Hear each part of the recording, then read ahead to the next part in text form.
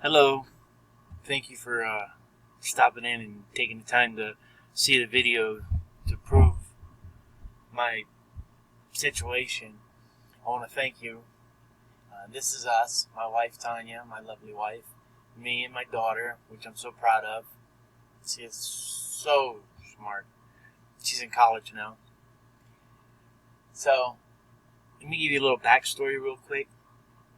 When we first found this property, we were with a real estate agent, and the agent couldn't sell us this house because it wouldn't pass inspection.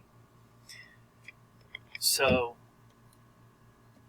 I made a terrible mistake by trusting the woman that owned the house that was 14 months behind in mortgage payments. The house was in foreclosure and 46 days from auction, meaning when it hit auction, there was no more buying it unless we went through the bank cash.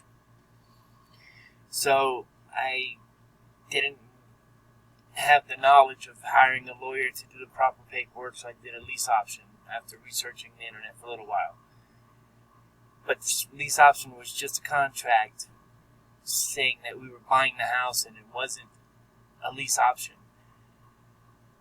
2 years later, she's trying to get us out of here and steal the property after we put almost $50,000 into the place with rehab and moving her ex-husband and kid out of the property into a new home, giving them a car to drive, renting a storage unit to put their stuff in, cleaning up the trash that they left behind, fixing the roof, fixing the flooring, fixing some plumbing, fixing windows, fixing drywall, fixing ceilings, painting.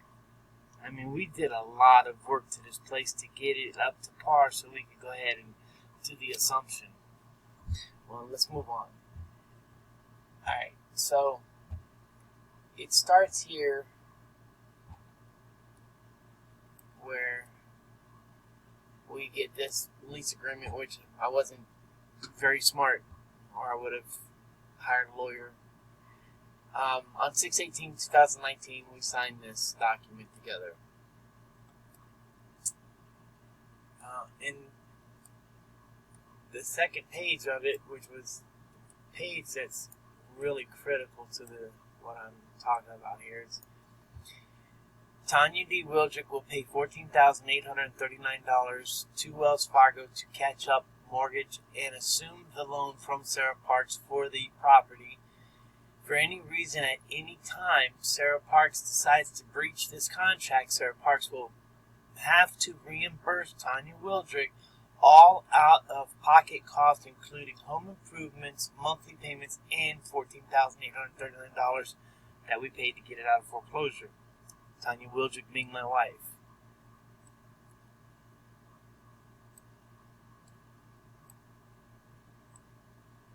We didn't get it notarized, and there's a date.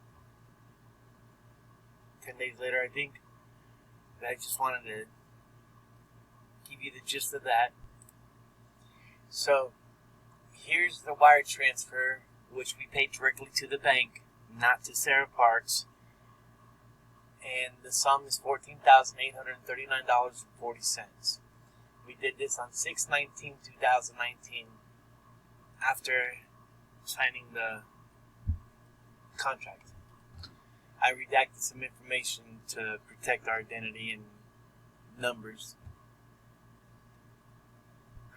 So here's a quick claim deed that was signed between Sarah and my wife, selling us the property, quit claiming the deed to us. And if I'm not mistaken, when you buy a property and you have a quit claim deed, then pretty much says that you're not a renter. You can see our names up here. Here's the second half of it, just to show it was all notarized and everything, so it's legit. Oh, and I don't see the date on it.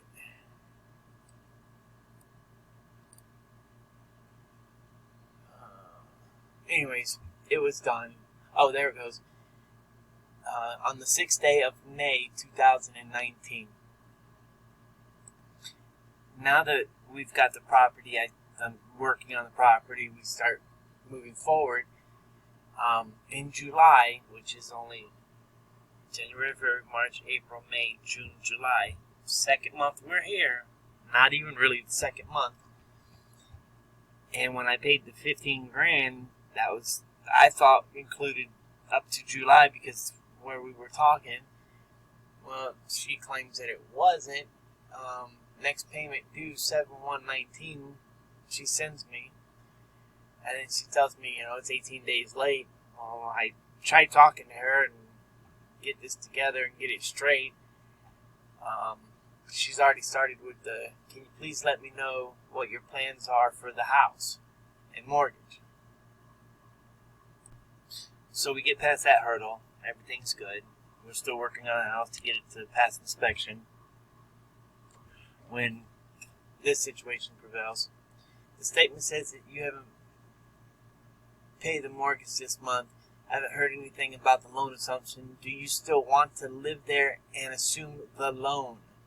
This is our third month here and already questioning us to leave the property.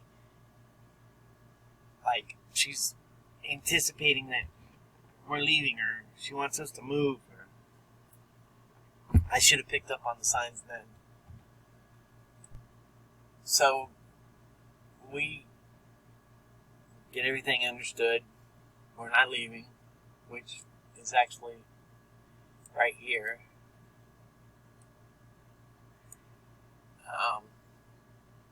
I am sorry. Yes, we're staying. Loving the house and the animals. That's my wife. Are you trying to? Hey, are we trying to make the payment? They saying that because we are not able and don't know why. I have no idea. I'll call them. That's her. And then my wife goes back. Okay, thank you. I forgot to tell you, Alex changed his number. I'm sorry, changed my number. But this is basically because we were paying the bank directly our payments. We wasn't paying her, so we had to keep going back and forth between her and the bank because every month her giving the permission expired. So it was just a constant battle. So then we're in that same little era of time discussing the situation, and I understand they assured me that I need to speak with them about the mortgage until you are ready to begin the assumption process. My email, PayPal allows me to keep receipts and blah blah. So right there, she's trying to get us to pay her and not the bank. And I'm like, whoa, wait a minute.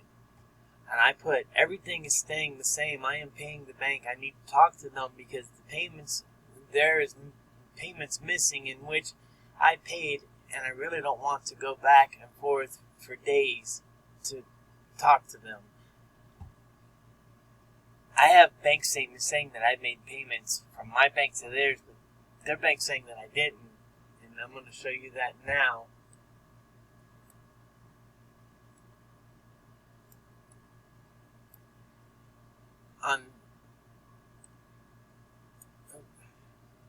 On March 4th, we made a payment to Wells Fargo, but Wells Fargo was saying that they didn't receive this payment.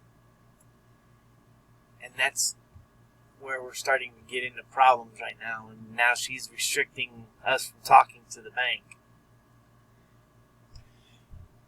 So the next few days go by, and then she goes, the easiest way and the best way is to resolve the following, or is to follow the contract that states you will pay the rent, which there is no rent, we're buying a house, to me due on the 10th of each month. PayPal allows me to keep the records. Again, she's doing the PayPal thing. I said, please read the contract. I'm not sure why this is going on or going this way. I just want to talk to the bank so I can get the record straight, which I have bank statements showing my payments. Also, why are you claiming I owe $1,600 in taxes? Well, I misunderstood when she said I owed $1,620. I thought she was talking about taxes because it did say taxes on her text, but it wasn't. There was the 2 payments missing, which I made, which I have proof of. Next series of texts. This is me, because she's not responding to me. I am not behind. I want to pay the bank my payment, so can you please let them know I can still make payments? I don't game. I don't know what game you're playing, but oh my goodness, I'm so sorry. I can't read right now. But someone's pointing you in a bad direction. I am current on my mortgage payments. I have paperwork that need you to sign so we can move forward on buying the home. Sarah, can you please call me? I'm getting no responses from her.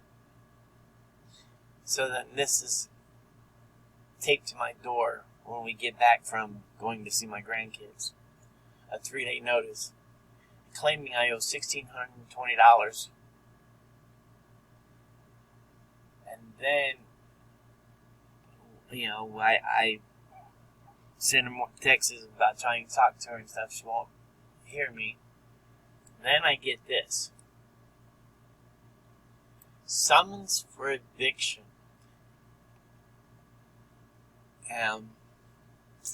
9/16/20. And then it shows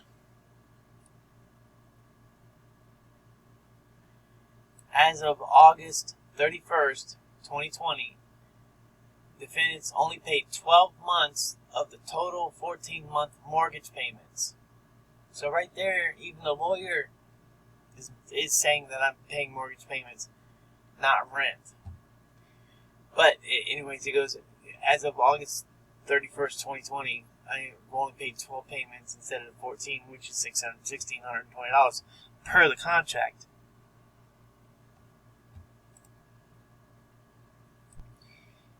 But here's a kicker, because here's my bank statement. On September 1st, 2020, Wells Fargo Home Mortgage Auto Pay, Electric Withdrawal Mortgage, $776.32. I paid a mortgage payment on September 1st. So January, February, March, April, May, June, July, August, September. They're saying that I was 2 months behind in August. And once you go into the eviction court, you have to pay the judge or pay the lawyers. You can't pay bank payments. And there's my proof I paid a bank payment. So, the lies. Anyways, so moving forward from this point, we're now almost a year into the eviction, and I've had some troubles with the lawyers, with legal aid, and as you've already read, and then I had Suncoast Law, which 1,000 down, 400 a month, and they basically told me that I was in breach of contract, and I have to bow down to her and do what she says. Anyways, that's another story for another time. I've been paying my payments. My payments are current. Even through the pandemic, even through not having income coming in, I've done everything I can to make these payments, and every payment has been made. And we put in for a motion to dismiss, which is right here. And there are many reasons we shouldn't be evicted, but for the most important part of the reason, we are current on our mortgage payments. And this was September 17, 2020. As of today, we're still very current on our payments. We're not missed one payment. And yet we're still fighting an eviction. And I don't have the money for a lawyer, and that's why I'm reaching out to you and begging for anybody that can help. in any way, I will send you personal artwork. I do paintings. Anything. Just please help. And I gotta go because I'm getting ready to cry. I don't want to do that.